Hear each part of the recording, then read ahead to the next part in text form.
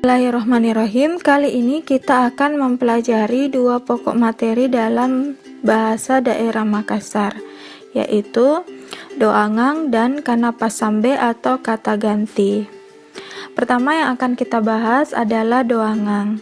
Doangang merupakan salah satu jenis puisi lama dalam sastra Makassar yang hampir sama dengan mantra dalam sastra Indonesia.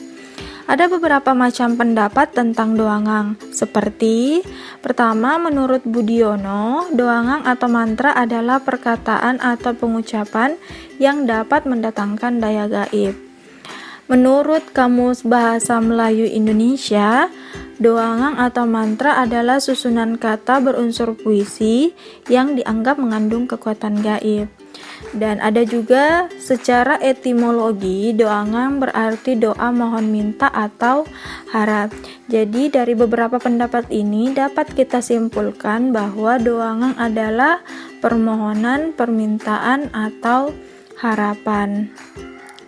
Nah, dalam penggunaan doangang ini harus memperhatikan beberapa persyaratan agar doangang ini mendapat berkah dari Allah Subhanahu wa taala. Persyaratannya yaitu yang pertama, isi dari doangang itu tidak boleh membanggakan atau menyombongkan diri. Yang kedua, persyaratannya adalah doa tidak diucapkan pada sembarang waktu dan tempat. Jadi ada waktu-waktu tertentu dan tempat-tempat tertentu yang bisa kita gunakan dalam membaca doangang itu. Yang ketiga yaitu yakin bahwa doa yang diucapkan itu mempunyai daya gaib. Dan yang terakhir persyaratannya yaitu doa itu digunakan hanya untuk membela diri dan membantu orang lain. Jadi ini adalah 4 persyaratan dalam membaca sebuah doangang. Nah, sebagai contoh, salah satu doangan yang masih biasa digunakan oleh beberapa orang yang masih mempercayai doangang hingga sekarang, yaitu doangan punalatin roki, artinya doangan jika kita hendak ingin tidur. Misalnya, kupatin romi tubuhku, kukalimbuki sahadatku, patampulo malaika, ak jagaya ilalantinro nasaba Allah Ta'ala, dimana artinya yaitu kubaringkan tubuh saya dengan berselimutkan syahadat 40 malaikat yang menjaga aku pada saat tidur karena Allah Subhanahu wa taala. Selanjutnya yang kedua yang akan kita bahas adalah kanapasambe atau kata ganti. Jika kita ingin menggunakan bahasa Makassar dalam berbicara, maka kita harus memahami kata ganti yang tepat, sapaan yang santun, etika memanggil dan menegur dengan sopan. Itu agar kita dapat terampil berbahasa Makassar dengan santun. Nah, berikut kata ganti dalam bahasa Makassar yang digolongkan menjadi 3 bagian. Yang pertama yaitu kata ganti diri atau kanapasambe kale. Kata ganti diri yaitu kata yang menggantikan nama, baik yang bernyawa maupun tidak bernyawa. Jadi kata ganti diri ini terbagi lagi menjadi 3 bagian, yaitu bagian A, kata ganti diri pertama. Jika tunggal, diganti dengan kata nake yang artinya saya. Jika jamak, diganti dengan kata kambe yang artinya kita. Sebagai contoh, perhatikan pemakaian kata ganti diri pertama berikut.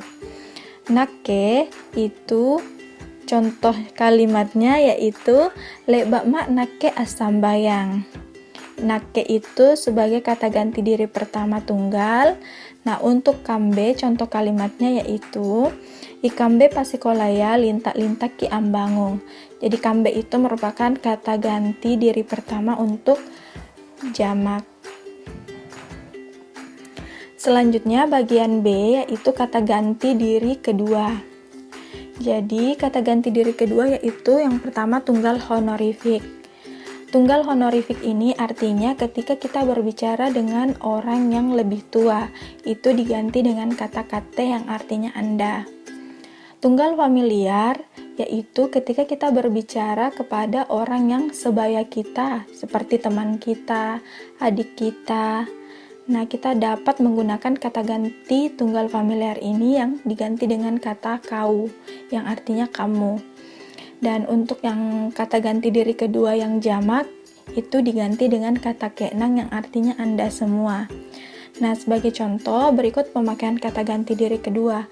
Jika kate, contoh kalimatnya yaitu kemaiki kate amantang. Jadi kate itu merupakan tunggal honorifik ketika kita berbicara ke orang yang lebih tua. Ada kata kau, itu contoh kalimatnya kalasa siapa muka kau ani. Jadi kau itu adalah kata pengganti dari tunggal familiar jika dia sebagai kita atau adik kita, teman kita, dan sebagainya. Nah, untuk kenang, misalnya contohnya itu apa nupare kenang nusanang kama. Kenang itu bukan nama orangnya, tapi itu kata ganti diri kedua dari jamak yang artinya Anda semua. Nah, bagian C yaitu kata ganti diri ketiga, yaitu ada tunggal honorifik. Tunggal honorifik sudah dijelaskan sebelumnya jika kita berbicara kepada orang yang lebih tua, yaitu ia. Terus jamak kata gantinya yaitu kenang yang artinya mereka. Nah, berikut contoh pemakaian kata ganti diri ketiga maksudnya di sini, yaitu misalkan ia, contoh kalimatnya ia ero mange amalli golla ripasaraka. Lalu kenang, contoh kalimatnya apa nupare kenan nusanang kama. Itu sama dengan contoh kalimat dari kata ganti diri kedua tadi.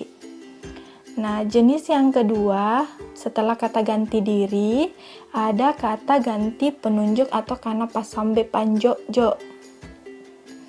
Jadi kata ganti penunjuk itu yaitu kata ganti yang dapat menggantikan nama, keadaan, dan peristiwa atau perbuatan. Misalkan seperti ane, anjo, itu semua kata ganti penunjuk keadaan, peristiwa, ataupun nama. Selanjutnya jenis ketiga ada kata ganti tempat atau kana pasambe tampa, yaitu kata ganti yang menggantikan tempat seperti anjoreng di sana, anrini artinya di sini.